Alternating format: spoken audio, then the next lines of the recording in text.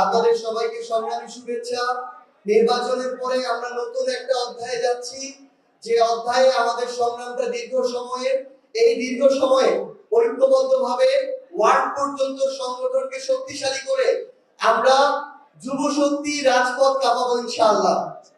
সবাই ভালো থাকবেন, রাজপথে আবার দেখা হবে। যুব শক্তির প্রতি শুভেচ্ছা, অভিনন্দন রইল। যুব শক্তি সংগঠিত হচ্ছে, এই সংগঠিত হওয়ার পরিধিকে আমাদের আরো ব্যাপকভাবে বাড়াতে হবে। সামনে আমাদের জাতীয় নাগরিক পার্টি এনসিপি বিরোধী দলের যে ভূমিকা, সে শক্তিশালী ভূমিকা অবতীর্ণ হবে। সেটা শুধু সংসদে নয়, সেটা রাজপথে। আমাদের অবশ্যই বিচার সংস্কারের দাবিতে অটল থাকতে হবে। 1400 মানুষকে হত্যা করা হয়েছে, 30,000-এর উপরে আমাদের ভাই বোনেরা আহত আছে।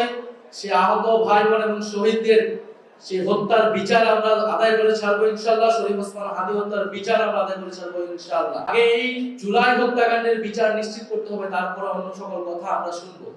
দ্বিতীয়ত হচ্ছে, অন্তর্বর্তী সরকারের সময় অনেকগুলো অধ্যাদেশ জারি করা হয়েছিল। যে অধ্যাদেশগুলোকে অনুমোদন দেওয়ার দায়িত্ব হচ্ছে এই বর্তমান যে সংসদ অধিবেশন হবে সেই সংসদের।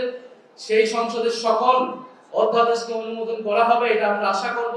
সরকার দল বিরোধী দল সবাই সেই জায়গায় সম্মত হবে, কারণ এই নির্বাচন, এই সংসদ জুলাই গণঅভ্যুত্থানের ধারাবাহিকতা, পূর্ববর্তী অন্তর্বর্তী সরকারের ধারাবাহিকতা হিসেবেই দেখতে হবে এবং সংসদকে অবিলম্বে সংস্কার পরিষদ হিসেবে ঘোষণা করতে হবে, শপথ নিতে হবে এবং যেই ফ্যাসিস্ট যেই রাষ্ট্রপতি, সেই রাষ্ট্রপতির অভিশংসন করে তাকে গ্রেফতারের আওতায় আনতে হবে।